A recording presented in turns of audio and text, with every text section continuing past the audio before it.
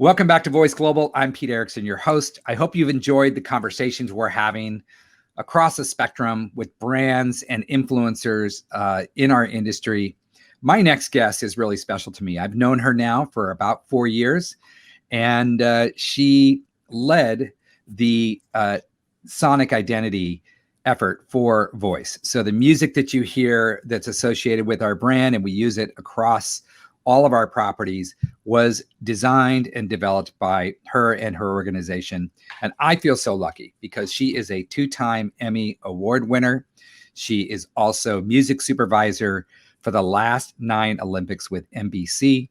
She is leading other global implementations of music and audio experience. She is steeped in sonic branding. She understands, and she really founded this space. That's my opinion. I can have that one. And I am so pleased to welcome to this stage my good friend and our guest, Audrey Arbeeny, the CEO and founder of Audiobrain. Audrey, how are you doing? I'm doing great, Pete. Thank you for having me.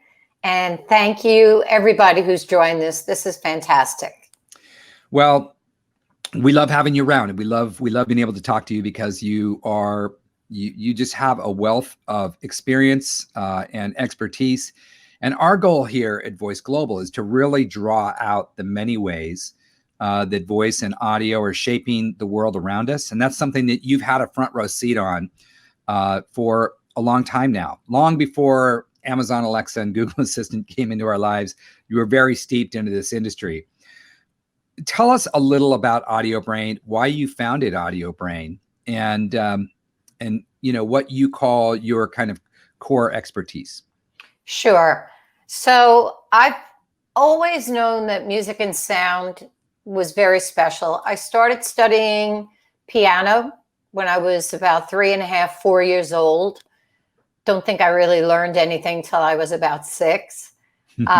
Started flute when I was 8, was in a rock band, but I thought I would be a music therapist. But I always loved music. I wasn't the kid you had to tell to practice. Then I worked with kids that were deaf and blind, and I would do music therapy with them. And I'm not a music therapist, but I was part of a program I was working on. And I would put their feet on their socks on speakers with vibration. They were in a state hospital, and I would play music for them and give them something to play against the music, which they did. And then I would track their behavior when they went back to the ward, and to see whether they were less self-inflicting of injury, if they were more pleasant, if they were, let me teach them to feed themselves with a plate guard. And it was an amazing experience. And it's been that way my whole life. My whole life, music and sound has been critically important to me. But I've also studied a lot of psychology, biomusicology, psychoacoustics. That science has always been another side of me. So I think I'm the balance of both my parents, my mother, the musician, my father, the mechanical engineer. And there's a big tie to music and science. But I've always done research, read every research study, and felt very fluent in the space, and knew that music and sound was more than just give me, 30 seconds for this ad and don't make it too close to such and such a band. Right. So I decided that I did not want to perform in a rock band anymore. So I went to go and work at a production company, which did music for advertising. Did you want to say something? Well, I just wanted to say, I did not know that background. I don't think you ever shared with me the background about music therapy and the kids in the care facilities. I think that's really, really powerful. And thank you for sharing that, and thank you for doing that early work. I mean, I think it's so important. So let's pick it up there. So left the rock band, went to a production company, and I would imagine that started to to get the ideas going for you? Well, I didn't, surprisingly, and since you know me so well, I didn't like performing, which is strange to a lot of people. I didn't like performing. I liked being in the studio and creating something where I had control, where I could take nothing and make something, and I could make something meaningful. And I found I really loved that process. So I went to a music production company, and a fantastic one, crazy as could be, but they did 98% music for advertising. And that was my boot camp. Oh, interesting. Right. Everything I learned as far as what a fast-paced environment was.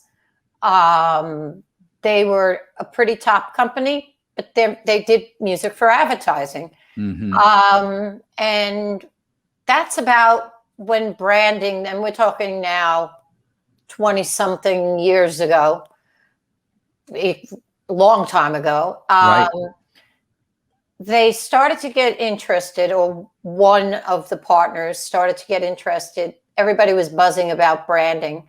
So we started going to Design Management Institute. So I spoke with him in Amsterdam, and I spoke with him in Montreal. No, Montreal, spoke on my own. But I really started to get into branding, and I always knew I could give you 100 times where music and sound I've used for healing. I've used to promote mental health. We've donated so many initiatives because I saw that it was just a company of 3 doing the branding side. And it was network identities, and that was really where the focus was coming in from. And then came, the IBM ThinkPad, and I knew that sound, you don't just arbitrarily make sound. You don't just arbitrarily make your visual identity. Right. You don't just put any sound to your personality. And they thought at that time was, oh, I could get my neighbor who does garage band to do that for me. Right. Or I'll get a stock music track. Sure. So for me, I couldn't deal because I didn't work on the advertising side. And when I was asked to, if I wasn't doing branding, I would say, well, what are the brand characteristics? What's the personality? And at the time, the ad agencies really did not like the audio identities, we were calling it at that time, our little group of 3. Sure. And neither did the rest of the company, because there wasn't really royalties on it like there was on advertising. And they were long-term projects. They weren't turning over in a day or two. So I started to really think about it. And I said, I'm so passionate about the sound being intentional and the sound being different and having meaning and bringing personality and emotion. And I wanted to start a company that encompassed all that. So I took my psychology, I took my musical training, I took my passions in science and health, and started Audiobrain 18 years ago. Wow, that's a great backstory, and it is interesting how all these things sort of came together and converged. It's crazy, isn't it? Yeah, it's crazy, but it's a great story, and I love that you made that leap 18 years ago and started Audiobrain. And when we talk about it's interesting because there are iconic brands going back to the 60s that had a sonic identity associated with them that I don't think people really understood what was happening at that time. And now if you go forward to today, I mean, sonic identity is everything because audio is playing such a huge role in our lives. how much have you seen this industry sort of take hold? And you've led a lot of this. I mean, you pioneered this industry in many ways, starting 18 years ago. How has it evolved in the last 18 years? And do you feel like brands are starting to really understand, why you founded Audiobrain and your core mission? Well, I just felt that there were about maybe 6 companies at that time, 25 years ago, 26 years ago, that were doing sonic branding, intentional audio. And It was funny because I found an article cleaning my office, and it was written in 1998, and it's everything that we're doing now. It's more than your logo. It's more than your jingle. It's your call center. It's your voice. Mm-hmm. And I was fortunate to work with brands like IBM, mm-hmm. Mm-hmm. Like Microsoft, that got it, that really understood it.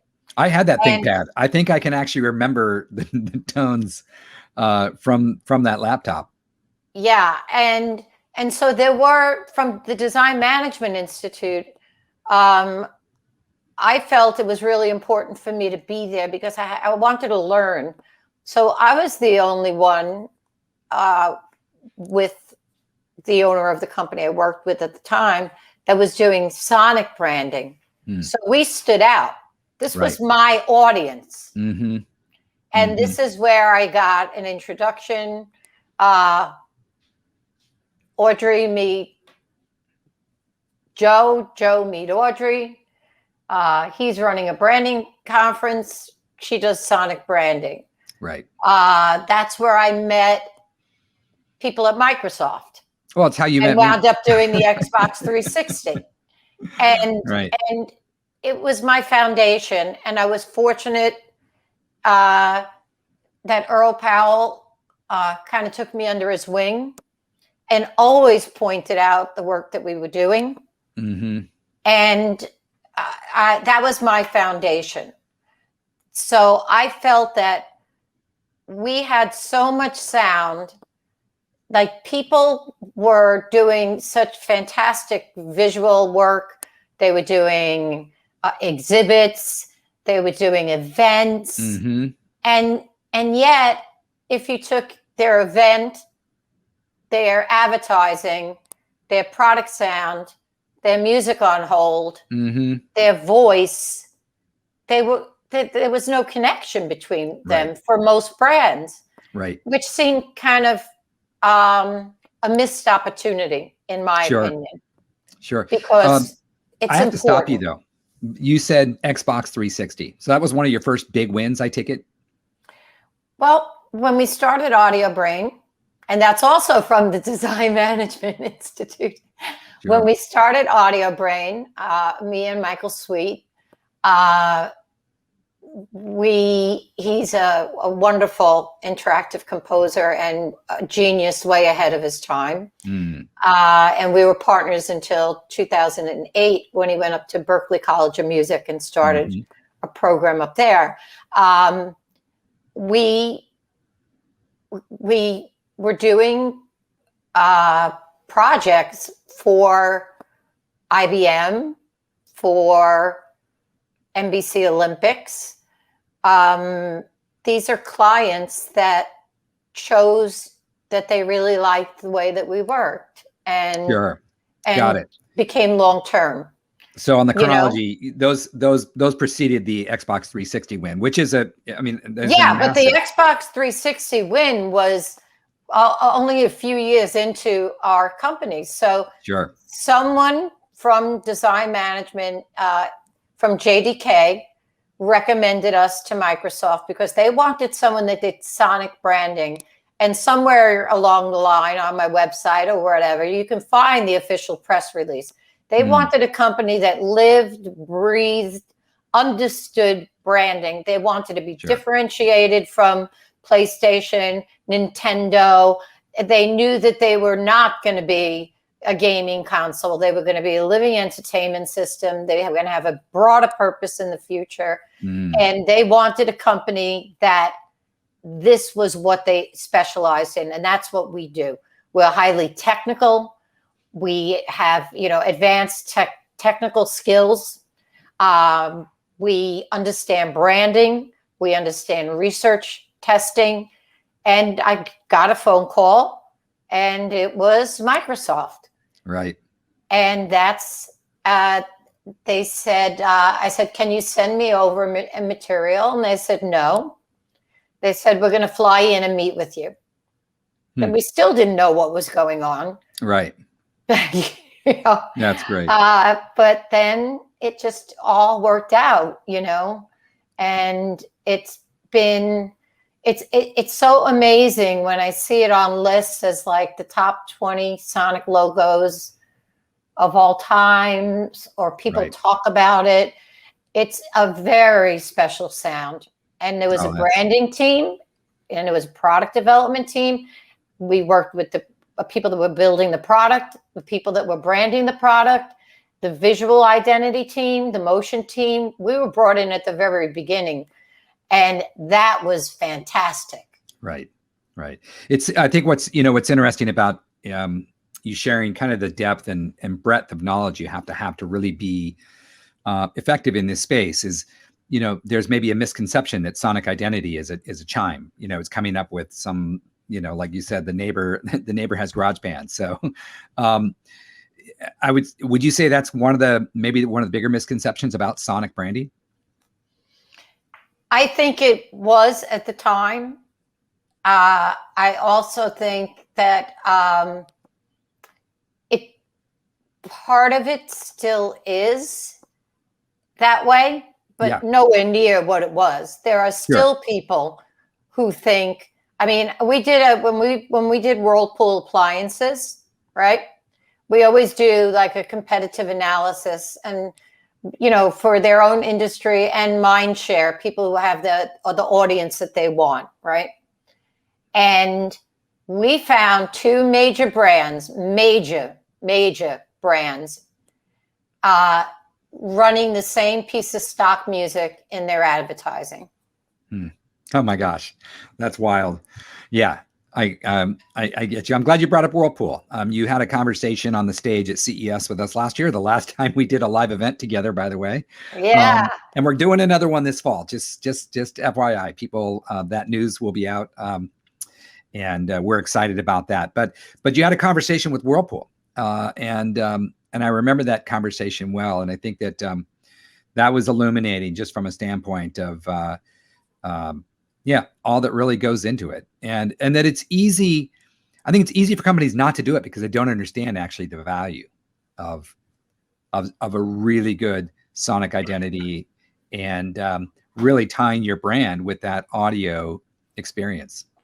Right. And CES was so special because I had Brandon Satanic from Whirlpool with me. Yes. So the audience got to understand, and you could see this on YouTube, but got to understand what my company was dealing with and what our role was in helping someone like Brandon, who advocates for all the senses. Yep. And completely knows the space. Sure. So to have the two of us from having the Sonic Branding Company, which is what we do. You're not going to call us up to score an ad. Right.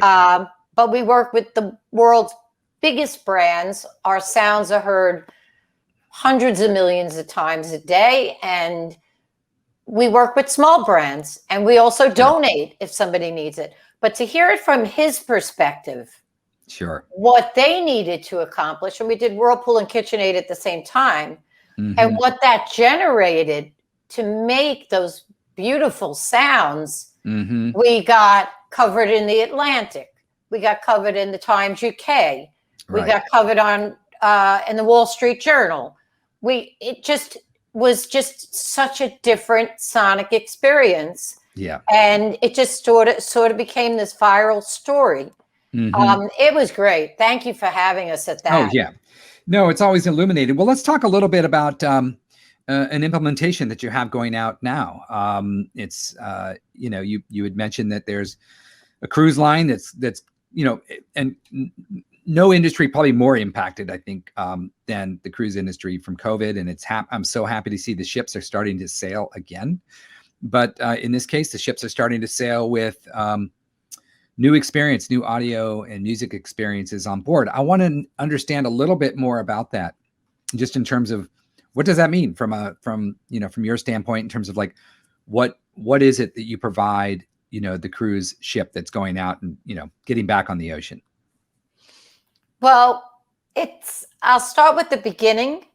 Sure. Because to understand where we're at, you have to understand where we were. We love good stories, Audrey. Definitely. Okay. So I'm in Beijing, and Fast Company did an article, a pretty big article about the sonic branding work that we do. They focused quite a bit on the Olympics, but they talked about, as you could see these CDs behind me, we don't get them anymore. We get everything digital. But this is only one wall. I mean, we have several walls just like this. It's awesome. And we talked about how we thought about the Olympics, and there is no better organization for storytelling, sonic storytelling.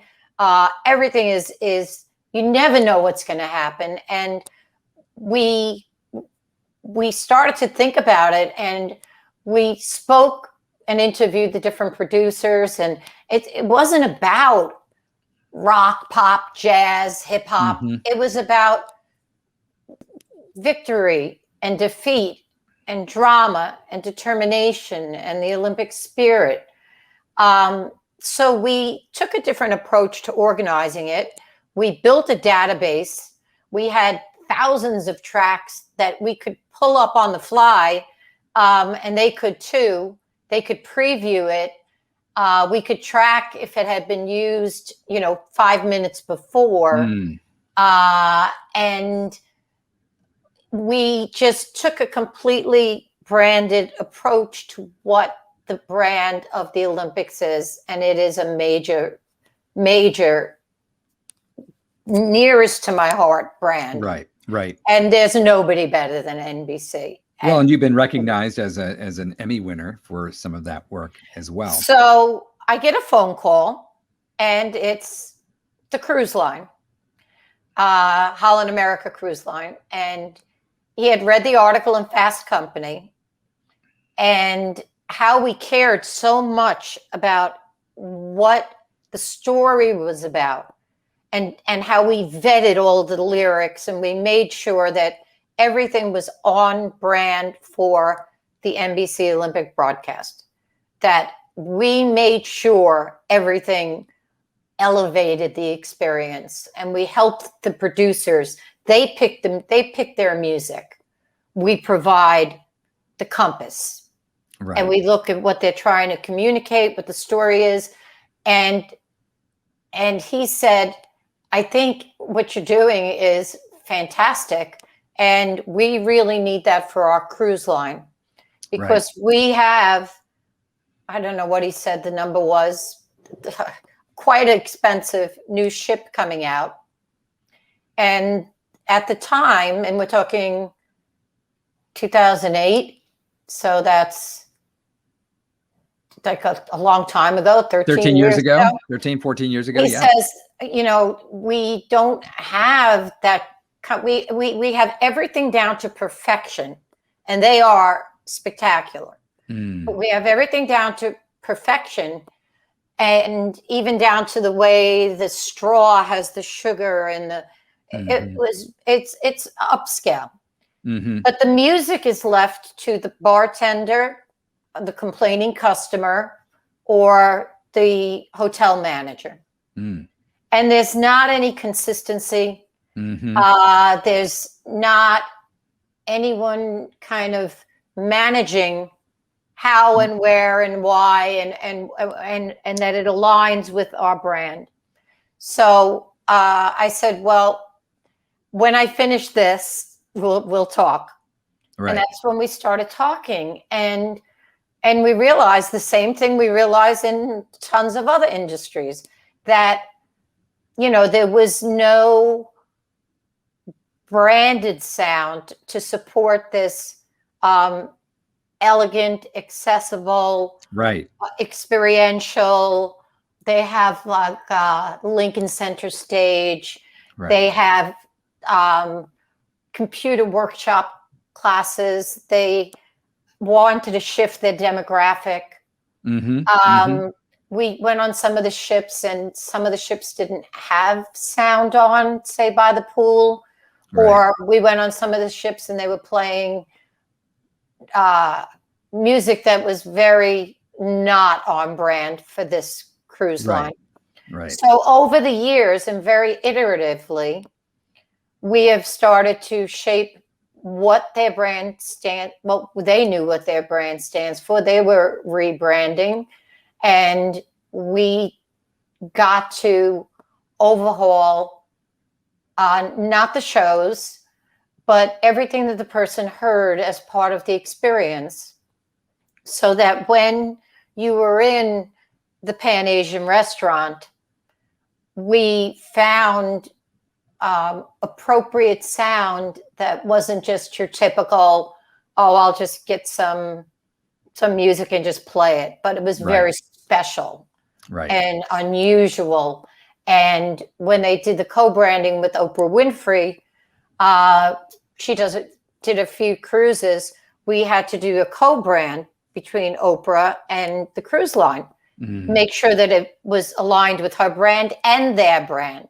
And that worked out fantastic, because we found the commonalities and the music that she liked and created this experience. We did the same when they did the evening at Le Cirque.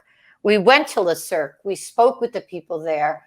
Because they were literally bringing their menus on board, what was the sound of that experience and how can we bring it in? We went into the children's center. We spoke to customers. We changed the landscape to be one that could go across the whole fleet. So over the course of many years, we've done pretty much all of the ships. And right now, I'm really proud and so thrilled for them that they have a new ship, the Rotterdam, launching. And we shipped over on a cargo vessel all our systems, and we built a system specifically for them to take out any kind of human things that could be automated. Right. So that on a certain day, it will automatically switch to holiday music. Right. Which will stop automatically on a certain day. Right. In certain areas, there's a restaurant that's normal restaurant during the day, but becomes an Italian restaurant at 5 o'clock. Right. The system will switch over at that time. And they have gotten fantastic feedback. They've gotten very little barely any customer complaints. And when you go on it, the last one that I was on, I was like, this was really enjoyable. Right. We got this, Well, I think it just underscores the importance of the audio experience. And if the audio experience is good, you're not going to, it's almost like you don't notice it, but you feel it. And I think that if the audio experience is bad, then you notice it and you feel it. And I think that, well, congratulations on a major accomplishment on this new vessel going out. And, you talk about that system, and I want that system in my home.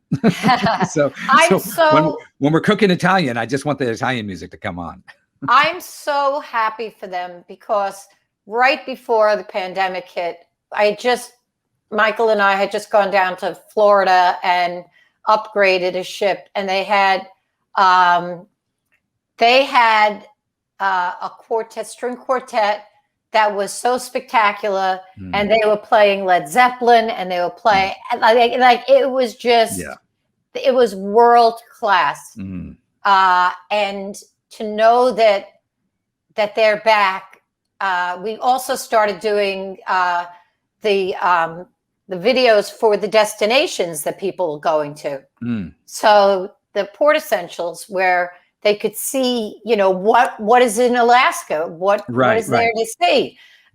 We did the music for that, and we did the Baltics, and we did Greece, and there's so much opportunity. So much opportunity. We love working with them.